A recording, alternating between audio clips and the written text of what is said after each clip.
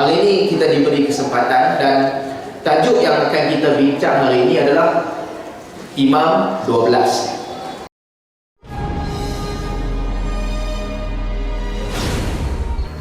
Ada hadis yang disebutkan dalam Biharul Anwar juga. Nabi SAW bersabda, tuan-tuan, hadis ni satu disiplin yang berbeza antara Syiah dan juga Sunnah. Jadi bila kita namakan hadis, ada dalam kitab-kitab Syiah, dia belum tentu sahih. Kalau ada dalam kitab-kitab Syiah tapi tak ada dalam kitab-kitab Sunnah, kemungkinan besar dia memang tak betul. Jadi dalam kitab Syiah ditulis hadis Nabi SAW bersabda, "Man mata wa laysa lahu imam yasma' lahu wa yati' atau yasma' lahu wa yati' mata maitatan jahiliyah."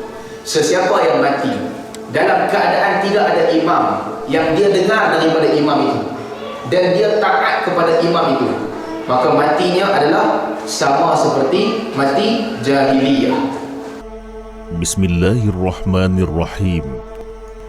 Bertemu sekali lagi dengan penelitian kata-kata Ustaz Salman Ali yang mendakwa kononnya hadis Syiah tentang mati jahiliyah tidak benar. Ucapan Ustaz Salman Ali ini jauh sekali dari kebenaran kerana hadis yang dinukilkan itu wujud dalam kitab-kitab Ahlus Sunnah wal Jamaah. Di dalam kitab Sahih Muslim yang disusun oleh Muslim bin Hajjaj Al-Nishaburi, jilid ketiga, penerbit Darul Hadith, Qahirah, cetakan pertama tahun 1991, muka surat 1478, diriwayatkan Nabi SAW bersabda, "Wa man mata wa laysa fi unuqihi bay'atun mata mitatan jahiliyah." Barang siapa yang mati dan tidak ada di tengkuknya bayat, matilah ia sebagaimana mati jahiliyah.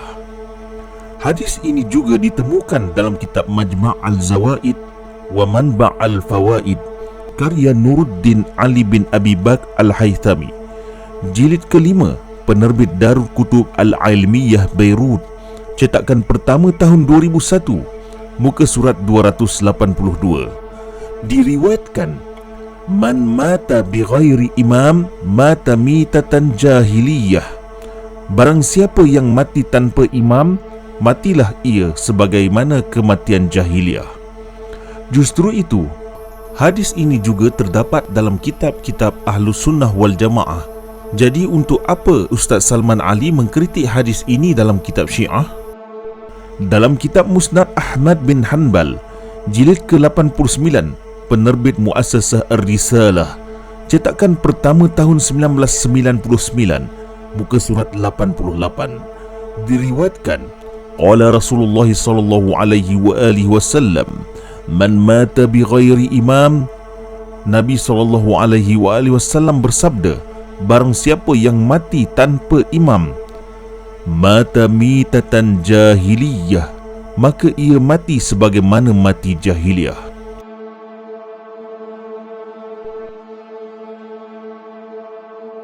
Di dalam kitab Jawahir Al-Mudiyah fi Tabaqat Al-Hanafiyah, karya Imam Muhyiddin Abi Muhammad Abdul Qadir, cetakan pertama, penerbit Majlis Dairah Al-Ma'arif An-Nizamiyah Al-Kainah fi Hind, Hyderabad, muka surat 457.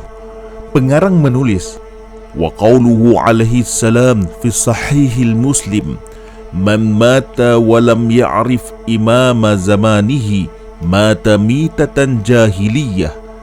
Dan kata-kata baginda alaihi salam di dalam kitab Sahih Muslim, barang siapa yang mati dan tidak pernah kenal imam di zamannya, maka ia mati sebagaimana kematian jahiliyah.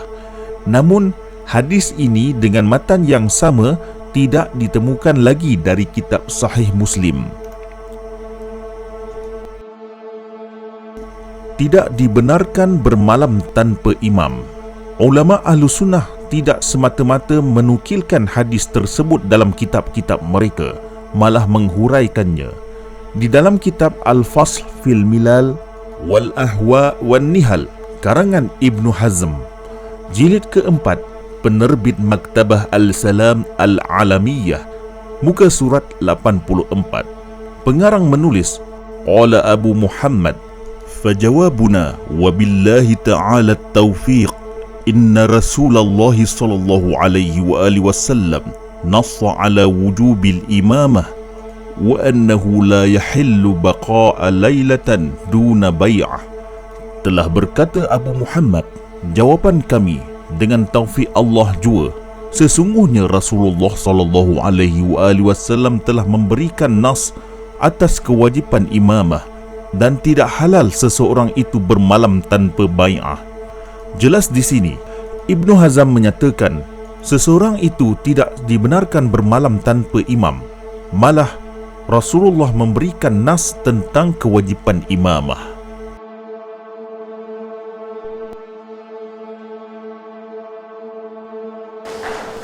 Dan juga disebutkan oleh sebahagian tokoh Syiah,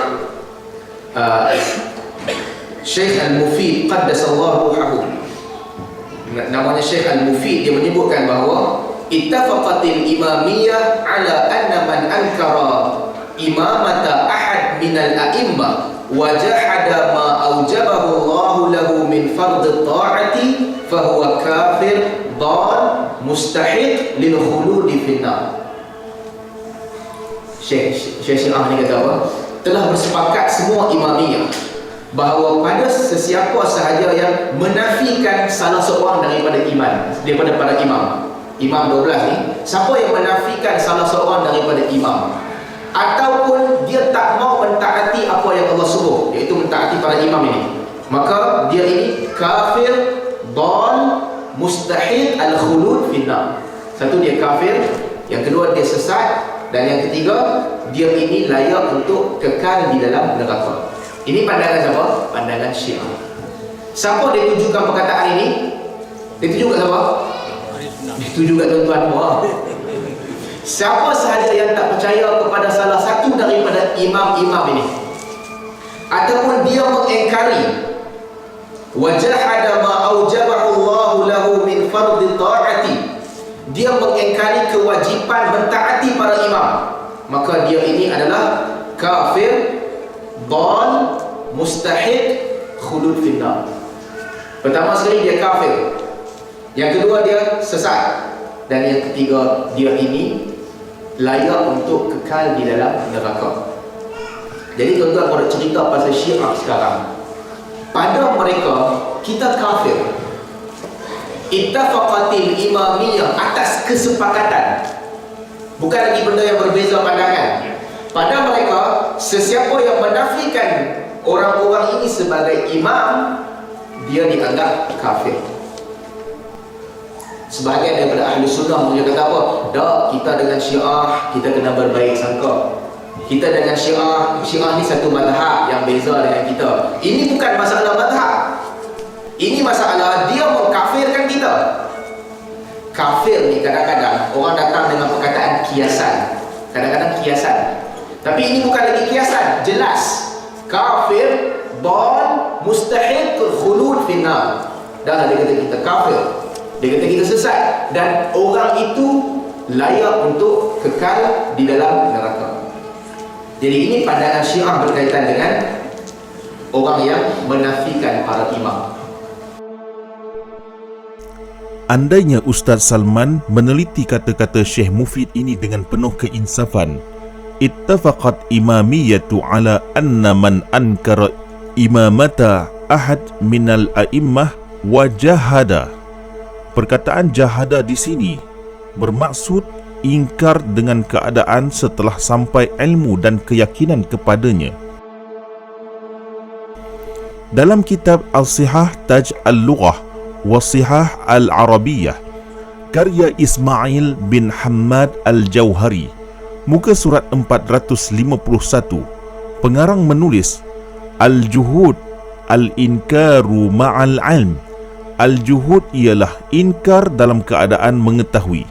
Justru itu maksud Syekh Mufid ialah barang siapa yang mengingkari imamah dalam keadaan ia sudah mempunyai pengetahuan tentang imam daripada Allah yang wajib ditaati, maka kafirlah ia.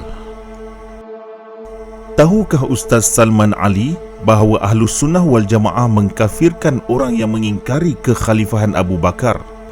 Majmu'ah Rasaili Ibni Abidin, jilid pertama, muka surat 359. Man ankara khilafata Abi Bakr fahuwa kafir fi sahih, wa munkaru khilafati Umar kafirun fil asah. Barang siapa yang mengingkari kekhalifahan Abu Bakar, maka ia kafir pada pandangan yang sahih, dan memungkiri kekhalifahan Umar, maka ia kafir pada pandangan yang lebih sahih.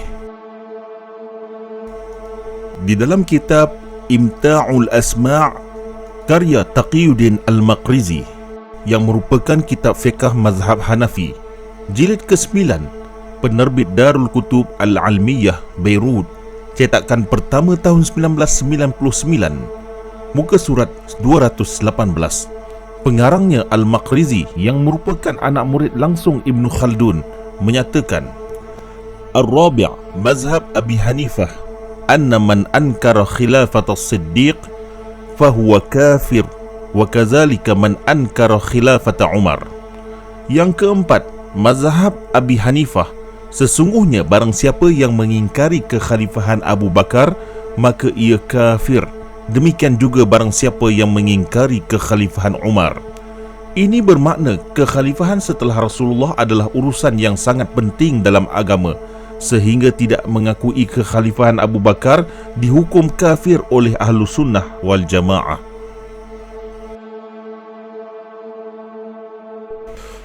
Ayatullah Khomeini, yang merupakan pemimpin terkenal di Iran, menjelaskan Syiah tidak mengkafirkan Ahlus Sunnah semata-mata kerana akidah Imam 12. Dalam kitab Taharah karangan beliau, penerbit Muassasah Tanzim wa Nash' Athar Al-Imam Al-Khomeini, jilid ketiga, cetakan pertama tahun 1421 Hijrah, muka surat 326. Imam Khomeini menyatakan, annal imamata bil ma'na allazi 'inda al-imamiyah laysat min daruriyyatid din. Na'am, hiya min usulil mazhab wa munkiruha kharij anhu la 'anil Islam. Sesungguhnya imamah yang dimaksudkan di sisi Syiah Imamiyah bukanlah daripada kemestian agama. Memang benar ia adalah daripada usul mazhab, dan mengingkarinya terkeluar daripada mazhab, bukan terkeluar daripada Islam. Justru itu, orang yang tidak percaya kepada imamah tidaklah kafir sebagaimana yang digambarkan sebahagian orang dan sebagaimana yang telah dijelaskan sebentar tadi berkenaan keingkaran tanpa ilmu dan keyakinan. Ini disebabkan konsep imamah masih diselaputi kekaburan bagi kebanyakan manusia seperti orang jahil. Ayatullah Muhammad Taqi Misbah Yazdi menjelaskan dalam kitabnya Durus fil Aqidatil Islamiyah, jilid ketiga, penerbit Darul Rasulil Akram, cetakan ke-8, muka surat 134. Wal mulahazatul ukhra, iza lam yamlik al-insanul qudrah ala ma'rifati usulid din kama law kana majnunan wa faqidan lil aql aw lam yatamakkan min ma'rifati ad-dinil haqq natijatan lizurufil lati ya'ishuha, فمثل هذا الإنسان يكون معذورا بمقدار خسوره. Antara lain yang perlu diperhatikan, sekiranya seseorang insan tidak mempunyai kemampuan mengenal usuluddin sebagaimana orang gila atau luput akalnya, atau tidak berupaya mengenal agama yang benar akibat keadaan hidupnya, maka insan seperti ini dimaafkan dengan kadar kesempitannya.